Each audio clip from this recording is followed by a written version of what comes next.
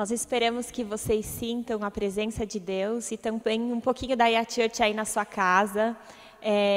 Vocês estão aí e vocês podem ver que o ambiente é diferente, para que vocês sintam que é uma extensão da sala, do quarto, não importa onde você está nos assistindo. Bom, e eu vou aqui trazer uma palavra bem curtinha para vocês, mas o meu objetivo é compartilhar um pouco de esperança e da graça de Jesus, porque nesses tempos difíceis, a gente pode ver que esperança está muito escassa e está em falta, né? Afinal, está todo mundo em casa, muitos têm que trabalhar, mas quando podem, permanecem em casa por amor ao próximo.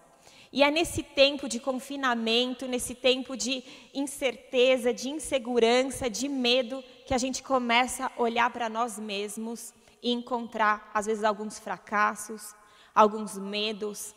Muitas vezes a gente também encontra os fracassos do outro, né? Confinado, você está aí perto das pessoas que você vê sempre, mas agora de uma forma tão intensa e tão diferente. Ao mesmo tempo, outras pessoas estão muito mais distantes de vocês. E é nesse momento que você percebe que muitas pessoas pensam tão diferente. E é tão difícil viver nesse tempo sem viver em guerra. E o que eu quero falar para vocês é que uma coisa que muda muito no nosso relacionamento nesse tempo de pandemia é a visão que nós temos de nós mesmos. Quero falar com vocês sobre duas visões que nós podemos ter de nós mesmos. São visões bíblicas, então para aqueles que leem a Bíblia, muitas vezes eles encontram respaldo bíblico para elas, mas a verdade é que elas sozinhas podem ser incompletas. A primeira visão que eu quero falar é a visão daqueles que dizem: eu sou muito mal. Cara, eu sou terrivelmente pecador e não tem nada de bom em mim.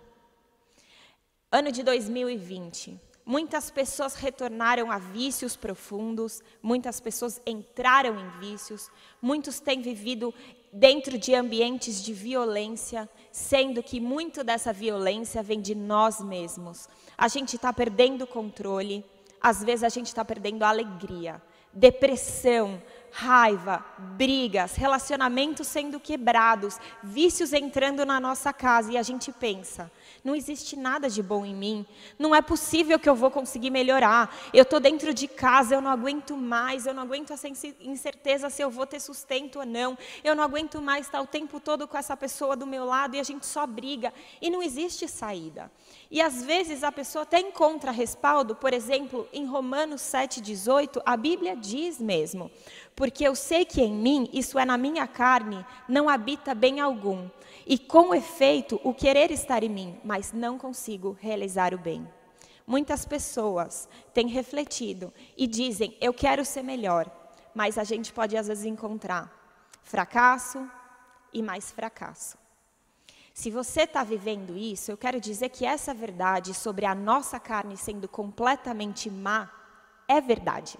Ela está na Bíblia. Mas ela tem que ser conectada a outras verdades que também estão na Bíblia. E a outra visão que eu também quero falar para você, e depois eu vou falar dessas duas visões como sendo complementares, mas a segunda visão é: eu sou muito bom. Nesse mundo terrível, eu estou aqui, lendo a Bíblia, buscando a Deus, sendo transformado, e eu sou muito bom. Eu sou a nova criatura de Jesus. Eu sou santo e maravilhosamente e individualmente criado por Ele. Lá em 2 Coríntios 5,17, a Bíblia diz mesmo: assim que se alguém está em Cristo, nova criatura é.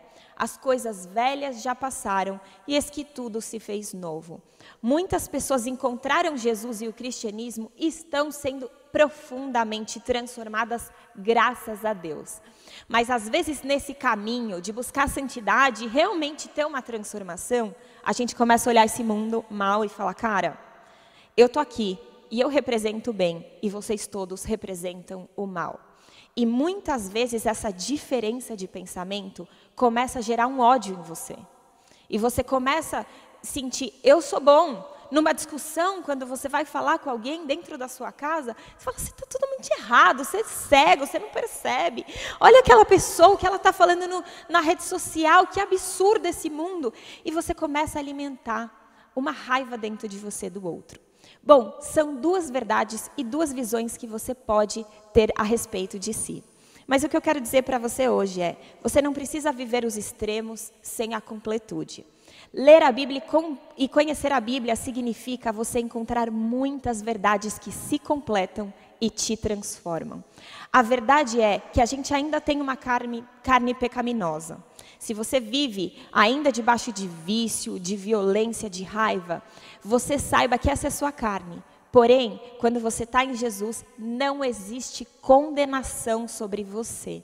Existe uma graça que te alcançou no dia que você se converteu.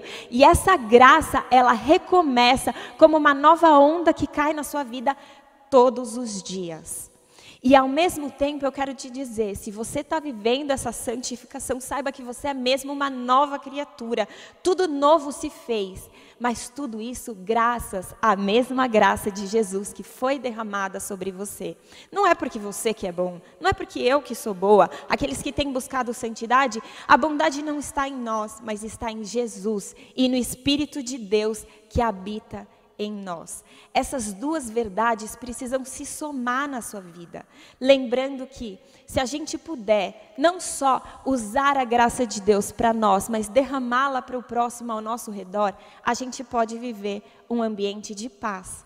A gente pode viver um ambiente sem culpa, porque tá difícil para todo mundo. Muitas vezes a gente vai cair nas nossas dificuldades.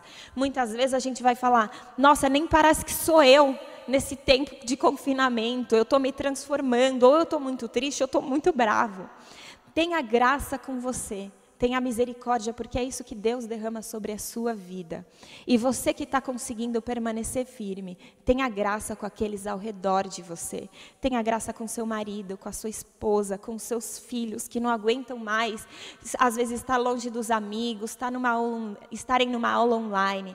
Você pode ser usado por Jesus para trazer essa nova onda de graça sobre eles. É isso que eu quero dizer para vocês. São duas visões que a Bíblia traz, de que existe mal em nós e que ao mesmo tempo nós somos novas criaturas. E se você viver essas duas realidades, sabendo que é Cristo que nos renova, é Cristo que nos redimiu, não existe condenação para você, não importa qual pecado que você ainda precisa vencer, não existe condenação sobre você.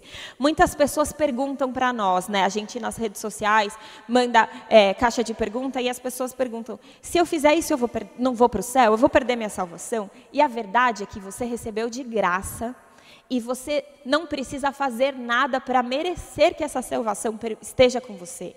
Ela é graça a obra da cruz de Jesus, é graças ao Espírito Santo que está em você, mas você pode caminhar para viver uma vida abençoada, para viver uma vida que Jesus tem para você, né? E aqui eu vou dar uma olhada, porque a gente está recebendo algumas perguntas, alguns comentários, e eu quero falar com vocês que estão na internet. Quero mandar um oi, tem gente de Minas, Campinas, Santa Bárbara, Minas, também Manaus. Eu quero mandar um abraço para vocês e trazer essa declaração sobre a vida de vocês. Que nesse tempo de pandemia, que a graça se renove, que a paz se renove e que vocês possam ter um tempo que exceda o que as pessoas todas estão vivendo, que é um tempo de desesperança, um tempo de desespero. Não, que vocês possam viver um tempo de esperança. E agora eu vou encerrar tendo um momento de oração. Algumas pessoas têm familiares com Covid, amigos com Covid, e nós cremos que o poder de Jesus para curar, ele ainda é exercido hoje sobre as nossas vidas. A bondade e a misericórdia dele ainda estão sobre nós. Então eu quero ter esse momento de oração. Feche os seus olhos aí na sua casa. Senhor Deus, em nome de Jesus, nós estamos aqui para te agradecer, Senhor, pela sua graça e pela sua bondade, pela esperança que o Senhor renova todos os dias na nossa vida. E declaramos, Senhor, a cura, em nome de Jesus, na vida do Roberto, pai da Amanda, que está com Covid, o esposo da Juliana, Senhor, que também está internado agora. Eu peço a visitação do seu Espírito sobre ele, Senhor, que o Senhor mostre o seu poder. Também o marido da Maria José, que está há 1 ano desempregado. Senhor, nós sabemos que tem tantas pessoas que estão perdendo emprego, estão vivendo um momento de insegurança. Nós declaramos sobre elas que elas vão experimentar a presença de Jesus nessas áreas de falta, porque a sua Bíblia diz que o Senhor dá tudo para os pássaros, para as flores, quanto mais para os seus filhos. Eu peço provisão, Senhor, de alimentos, provisão de tudo que eles precisarem, Senhor, e principalmente uma provisão emocional e de fé. Também, Senhor, eu quero orar pelo esposo Júnior, Senhor, pela saúde dele, que é o marido da Tatiane. Senhor, eu peço pela vida dele. Eu quero orar por todas as famílias também, Senhor. Famílias que estão vivendo um momento tão terrível de medo, Senhor. Muitas vezes relacionamentos sendo quebrados. Filhos, Senhor, tendo momentos mais rebeldes, de afastamento dos pais, Senhor. Eu quero clamar por essas famílias, declarar uma paz que excede todo entendimento, Senhor. E eu quero pedir, Senhor, sabedoria para os pais, para dirigirem essa casa, Senhor, pais e mães, dirigindo a casa segundo a sua vontade e trazendo a presença do Senhor para todos, Senhor, que estão naquela casa, que eles estejam em união com o Senhor acima de tudo. É isso que eu declaro. Em nome de Jesus.